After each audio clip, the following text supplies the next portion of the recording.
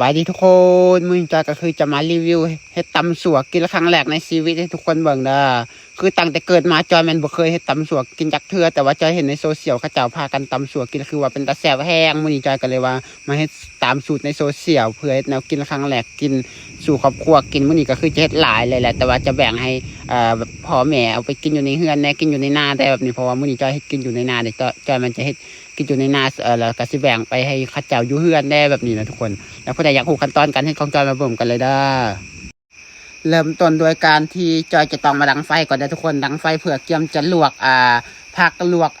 เส้นข้าวปุ่นเด้อเพราะว่าก่อนเราจะตำสัวได้เราก็จะต้องลวกผักลวกข้าวปุ่นมันมีนานก่อนแต่ว่าก็จะต้องดังไฟก่อนดังไฟจอยจะมาวันจุดชมวิวของจอยคือเก่าเด้อทั้งหน้าที่เห็นหนำเต็มหน้าหันบ่แม่นเฮาหนำเขาหน้าเด้อฝนตกเลยทุกคนช่วงนี้มันฝนตกซุมื้อนะอยู่บ้านจอยก็เลยว่าหนำเต็มในทุ่งนาเลยหลังจากดังไฟแล้วจอยก็จะเอาหม้อมาข้างแล้วก็สิพยายามดังไฟใส่จนกว่าไฟมันจะลุกแล้วหม้อมันจะน้ำมันจะเดือดเด้อทุกคนหลังจากเขาถ่าให้น้ำมันเดือดระหว่างถ่าจอยก็สิเกี่ยมมาล้างมาตัดผักกาดจองเด้อเพราะว่าเอาผักกาดจองต้มใส่เฮ็ด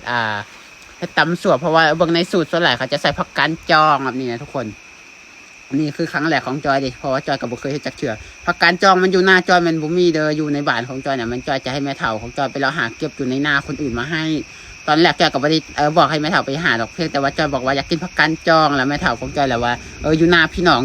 งอยู่ใกล้ๆพุ่นเป็นภูเขาไปประมาณ 2-3 หน่วยแล้วก็จังจะเห็นแบบมีผักกาดจองว่าสั่นแม่เฒ่าก็เลยรีบตื่นสายเพื่อไปหาเก็บมาให้จอยเลยหลังจากแม่เฒ่าเก็บมาให้แล้วจอยก็เลยต้องมาถ่ายคลิปตามที่จอยอยากถ่ายทุกคนก็คือเอาผักกาดจองมาลวกอย่างแรกเลยหลังจากผักกาดจองลวกแล้วต่อมาจอยก็คือจะเตรียมลวกเส้นข้าวปุ่นต่อเลยแต่ว่าเส้นข้าวปุ่นจอยกับมันจะลวกน้ำตัวเดียวกันเลยทุกคนเพราะว่าจอยขันเปลี่ยนน้ำหลายเทื่อกว่ามันจะแล้วมันก็จะมืดแบบนี้นะเพราะฉะนั้นจอยก็เลยต้องเอาน้ำเที่ยวต้มผักกาดจองเลยหลังจา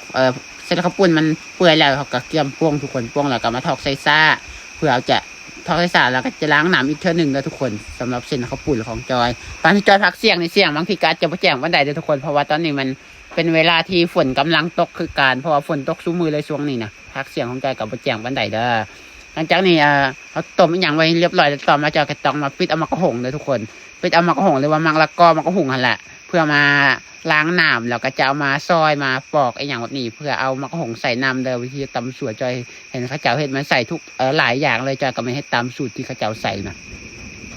หลังจากนั้นเขาก็มาซอยมะกะหงเลยทุกคนเราก็ซอยไปเรื่อยๆจนกว่าจะได้หลายพอจนกว่าจะหมดมะกะหงของเราหลังจากซอยเรียบร้อยเราก็จะล้างน้ำอีกเท่านึงหลังจากนี้ก็คือเกี่ยมจะลงมือเริ่มตำเลยทุกคนตำมันตอนกลางคืนแล้วได้ตอนนี้นะเพราะว่าเวลาหิวข้าวแล้วก็เริ่มตำก็คือจะเอามักเผ็ดแห้งลงไปแล้วก็กระเทียมใส่แล้วก็เอาซากมาตำให้มันเข้ากันให้มันแหลกเลยทุกคนหลังจากเขาตำมักเผ็ดหรือว่ากระเทียมมันแหลกแล้วต่อมาจะกระตามด้วยใส่มักเหลนหรือว่ามะเขือเทศเด้อที่บ้านจอยเจนมันมะเขือเทศประเทศลาวเจนมะเขือเทศประเทศไทยเจนมันมะเขือเทศหลังจากเอามะเขือเทศใส่เข้าไปแล้วตำให้มันแหลกแล้วต่อมาจะก็คือเกี่ยมปรุงด้วยการใส่แป้งนัวแล้วก็ใส่น้ำตาลแล้วก็ใส่น้ำปลาแล้วก็จะใส่ปลาแดกเด้อแป้งนัวแล้วก็น้ำตาลจอยจะใส่หลายจักหน่อยนึงทุกคนเพราะว่าจอยจะเอาอีหยังแนวที่จอยจะใส่มันหลายแห้งแบบนี้นะหลังจากนั้นก็ตามด้วยน้ำมะขามจอยบ่มีมะนาวใส่ด้วยทุกคนจอยก็จะเอาน้ำมะขามใส่หลังจากนั้นก็ใส่เส้นข้าวปุ้นเข้าไปใส่เส้นข้าวปุ้นเข้าไปแล้วก็ต้องตามโดยมะกะหงหลังจากเอามะกะหงใส่เข้าไปแล้วก็จะโคเลก่อนให้มันเข้ากันก่อนเพราะว่ามันเต็มโคกแล้วมันหลายแล้วแบบนี้นะโคเลมันเข้ากันหลังจากนั้นแล้วก็ตามโดยการใส่ผักกาดจองตามหลังอีกเท่านึงเลยทุกคนผักกาดจองที่จอยต้มมาบอกมันเละเกินไปหรือว่าจังไหนก็บ่ฮู้แล้วจอยต้มครั้งแรกเนาะมันก็เลยว่าคือว่าเป็นเละๆน่ะได้บ่ฮู้แล้วทุกคนหลังจากเอาอย่างใส่ครบเรียบร้อยแล้วต่อมาก็จะต้องซิมเบิ่งว่ามันจบหรือว่าบ่จบคันว่ามันบ่จบก็ตื้มคันว่ามันจบแล้วก็คือเกี่ยมจะกินเลยทุกคนก็ซิมเบิ่งก่อนหลังจากจบแล้วก็คือถอกใส่ในผ้าเลยมื้อนี้จอมเอาตองมาปูในผ้าแล้วก็ถอกใส่ในผ้าเลยได้ทุกคนแต่ว่าถอกใส่กระหลายแห้งจอยก็เลยต้องแบ่งไปให้ทางบ้านแน่หลังจากนั้นแล้วจอยก็คือเกี่ยมจะกินจอยจะใส่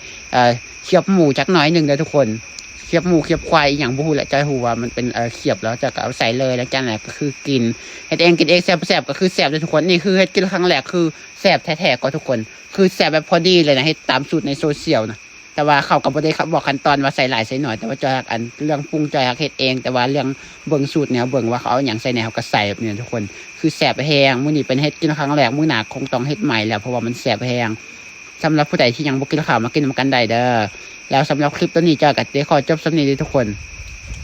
แล้วพบกันใหม่คลิปหน้าเด้อสำหรับคลิปนี้ขอจบสำนีแล้วก็บายบายพบกันใหม่คลิปหน้าเด้อ